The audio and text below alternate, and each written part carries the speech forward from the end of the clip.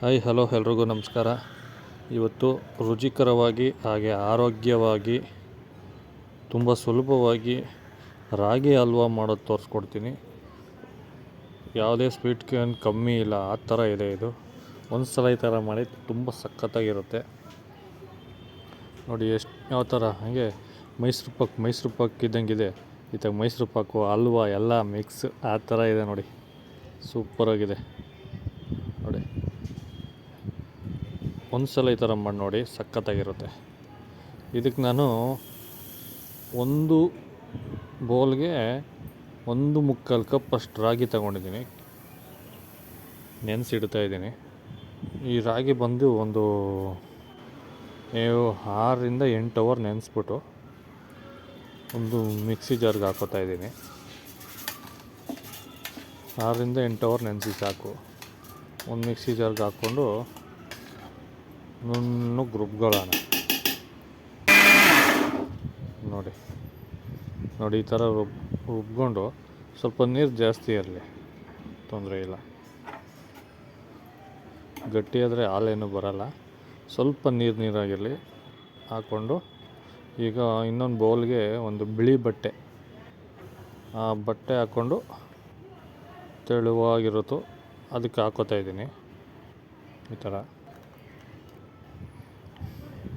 ಹಾಕ್ಕೊಂಡು ಈಗ ನೋಡಿ, ಈ ಥರ ಮಡ್ಚ್ಕೊಂಡು ಫುಲ್ ಎಲ್ಲ ಹಿಂಡ್ಕೊಳ್ಳೋಣ. ಇದು ಟೀ ಸೋಸೋದ್ರಲ್ಲಿ, ಕಾಫಿ ಸೋಸೋದ್ರಲ್ಲಿ ಸೋಸೋಕ್ಕಾಗಲ್ಲ. ಈ ಥರ ಬಟ್ಟೆಯಲ್ಲೇ ಇದು ಮಾಡ್ಕೋಬೇಕಿದು. ಒಂದು ಒಳ್ಳೆ ನೀಟಾಗಿರೋ ಬಟ್ಟೆ, ಚೆನ್ನಾಗಿ ಒಗೆದು ಇದು ಮಾಡ್ಕೊಂಡಿರೋವಂಥ ಬಟ್ಟೆ ನೋಡಿ, ಈ ಥರ ಹಿಂಡ್ಕೋಬೇಕು. ಸಖತ್ತಾಗಿರುತ್ತೆ. ಒಂದು ಸಲ ಈ ಥರ ಮಾಡಿ ನೋಡಿ, ಸೂಪರ್ ಟೇಸ್ಟಾಗಿರುತ್ತೆ, ಆರೋಗ್ಯವಾಗೂ ಇರುತ್ತೆ. ಈ ಮುದ್ದೆ ತಿನ್ನಲ್ಲ, ನನಗೆ ಅದು ಬೇಡ ಇದು ಬೇಡ ಅನ್ನೋರಿಗೆ ಇದು ತುಂಬ ಚೆನ್ನಾಗಿದೆ ನೋಡಿ. ಈ ಥರ ನಾನು ತಿರ್ಗಿ ಆಮೇಲೆ ಒಲೆ ಮೇಲೆ ಇಡೋ ಟೈಮಲ್ಲಿ ಕಾಫಿ ಸೋಸೋದ್ರಲ್ಲಿ ಈ ಥರ ಸೋಸ್ಕೊತೀನಿ. ಯಾಕೆಂದರೆ ಇನ್ನೂ ಸಣ್ಣ ಪುಟ್ಟ ಏನಾರ ತರಿಯಾಗಿ ಬಂದಿದ್ದರೆ ಅದೆಲ್ಲ ಹೋಗ್ಬಿಡುತ್ತೆ. ಅದಕ್ಕೆ ನಾನು ಕಾಫಿ ಸೋಸೋದ್ರಲ್ಲಿ ಹಾಕೋತಾ ಇದ್ದೀನಿ ಈ ಥರ.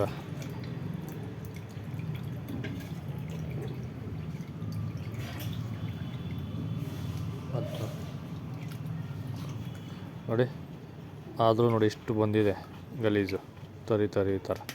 ಅದನ್ನು ತೆಗೆದಿದ್ದೀನಿ. ಈಗ ಲೋ ಫ್ಲೇಮಲ್ಲೇ ಈ ಥರ ತಿರುಗ್ಕೋತಾನೆ ಇರಬೇಕು.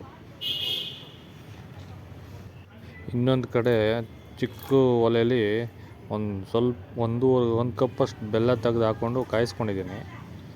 ಅದು ಅಷ್ಟರಲ್ಲಿ ಅದು ಈ ಕಡೆ ಇನ್ನೊಂದು ಅದರಲ್ಲಿ ಗಟ್ಟಿಯಾಗಿರ್ತದಲ್ವ, ಆ ಗಟ್ಟಿಯಾಗಿರೋದಕ್ಕೆ ಅದೇ ಇದು ತುಂಬ ಬಿಸಿ ಇದ್ದರೆ ಕಂತೋಗ್ಬಿಡುತ್ತೆ. ಲೈಟ್ ಬಿಸಿ ಮಾಡಿಕೊಂಡು ಈ ಥರ ಮತ್ತೆ ಇದನ್ನು ಸೋಸ್ಕೊಳ್ಳಿರೋಣ. ಯಾಕೆಂದರೆ ಸ್ವಲ್ಪ ಬೆಲ್ಲ ಅಂದಮೇಲೆ ಕಡ್ಡಿ ಇರುತ್ತೆ, ಕಸ ಇದ್ದರೆ ಅಂತ ಅಷ್ಟೇ, ಇರಲ್ಲ ಇದ್ದರೆ ಅಂತ ಅಷ್ಟೇ. ಈಗ ಮತ್ತೆ ಇದನ್ನು ನೀಟಾಗೆಲ್ಲ ಮಿಕ್ಸ್ ಮಾಡ್ಕೊಳ್ಳೋಣ.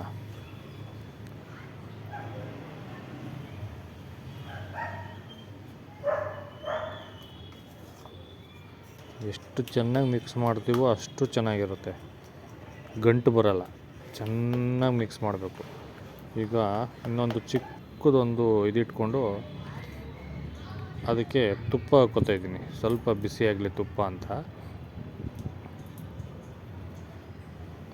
ಒಂದು 50 ಗ್ರಾಮ್ ಅಷ್ಟು ತುಪ್ಪ ಹಾಕ್ಕೋತಾ ಇದ್ದೀನಿ ನಾನು. ಅದು ಬಿಸಿಯಾಗಿದೆ. ಈಗ ಇದನ್ನು ಈ ಕಡೆ ಒಂದು ಕಪ್ಪಿಗೆ ಹಾಕ್ಕೋತೀನಿ.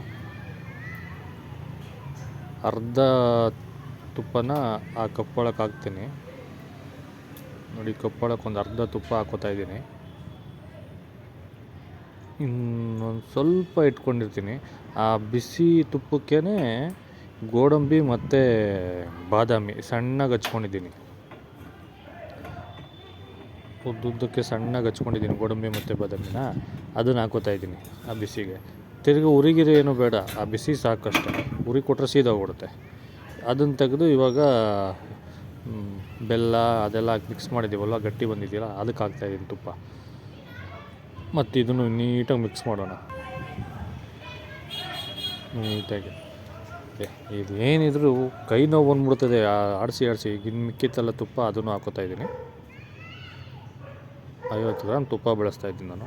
ನಿಮ್ಗೆ ಇಷ್ಟೊಂದು ಬೇಡ ಅಂತಂದರೆ 1 ಕಪ್ ರಾಗಿ ಹಾಕ್ಕೊಂಡು ಮಾಡ್ಬೋದು, ತೊಂದರೆ ಇಲ್ಲ. ಜಾಸ್ತಿ ಇದು ತುಂಬ ಜಾಸ್ತಿ ಆಗಿದೆ ನಾನು ಮಾಡಿರೋದು. ನೀವು 1 ಕಪ್ ಅಳತೆ ಸಾಕು, 1 ಕಪ್ ಅಳತೆಲಿ ಮಾಡ್ಕೊಳ್ಳಿ. ನೋಡಿ ಈಗ ಇನ್ನು ತಟ್ಟೆಗೆಲ್ಲ ತುಪ್ಪ ಹಚ್ಚಿದ್ದೀನಿ, ಇದಾಗಬಾರ್ದು ಅಂತ. ಈಗ ಹಾಕ್ಕೋತಾ ಇದ್ದೀನಿ ಎಲ್ಲ ಈ ಥರ ಒಂದು ತಟ್ಟೆಗೆ ಹಾಕ್ಬಿಟ್ಟು, ತಟ್ಟೆನೋ ಒಂದು ಬೌಲೋ ಏನೋ ನಿಮ್ಗೇನು ಇರುತ್ತೋ ಅದಕ್ಕೆ ಹಾಕಿ ಒಂದು ಅರ್ಧದಿಂದ 3/4 ಅವರ್ ಅಥವಾ 1 ಅವರ್ ಬಿಡಿ, ತಣ್ಣಗಾಗಲಿ. ನೋಡಿ ಆಗಿದೆ. ಈಗ ಅದ್ರ ಮೇಲೆ ಪ್ಲೇಟ್ ಮುಚ್ಚಿಬಿಟ್ಟು ಉಲ್ಟಾ ಮಾಡ್ಕೊಂಡಿದ್ದೀನಿ. ಈಗ ತಟ್ಟೆ ಎತ್ತುತ್ತಾ ಇದ್ದೀನಿ.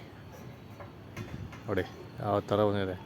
ಒಳ್ಳೆ ಹಲ್ವಾ ಅಂತಲೂ ಹೇಳ್ಬೋದು, ಮೈಸೂರು ಪಾಕು ಅಂತಲೂ ಹೇಳ್ಬೋದು. ಆ ಥರ ಇರುತ್ತೆ, ಸಖತ್ತಾಗಿರುತ್ತೆ. ಈ ಥರ ನೀಟಾಗಿ ಕಟ್ ಮಾಡ್ಕೊತಾ ಇದ್ದೀನಿ.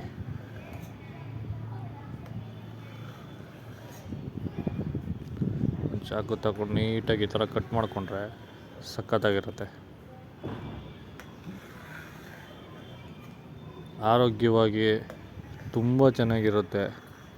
ತುಪ್ಪ ಇಲ್ಲ ಅಂತ ಅಂದರೆ ಬೇಕಾದ್ರೆ ಎಣ್ಣೆನೇ ಹಾಕ್ಕೊಳ್ಳಿ, ತೊಂದರೆ ಇಲ್ಲ.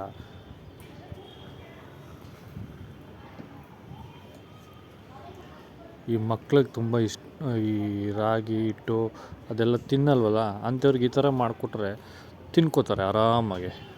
ಒಳ್ಳೆ ಆರೋಗ್ಯಕರವಾಗಿರುತ್ತಾ. ಯಾವುದೇ ಇದು ಕಲರ್ ಫುಡ್ಡು ಅದು ಇದು ಏನು ಮಿಕ್ಸಿಂಗ್ ಇರೋಲ್ಲ, ಟೇಸ್ಟಿಂಗ್ ಪೌಡ್ರ್ ಇಲ್ಲ, ಏನು ಮಿಕ್ಸಿಂಗ್ ಇರೋಲ್ಲ. ಈ ಥರ ಮಾಡಿಕೊಟ್ರೆ ಯಾವುದೇ ಜೆಲ್ ಯೂಸ್ ಮಾಡೋಲ್ಲ, ಏನೂ ಇಲ್ಲ. ತುಂಬ ಚೆನ್ನಾಗಿ ಬರುತ್ತೆ ನೋಡಿ. ಈ ಥರ ಮಾಡಿಕೊಂಡ್ರೆ ಮನೇಲೇ ಸೂಪರಾಗಿರುತ್ತೆ. ಒಂದು ಸಲ ಮಾಡಿ ನೋಡಿ, ಸಖತ್ತಾಗಿರುತ್ತೆ.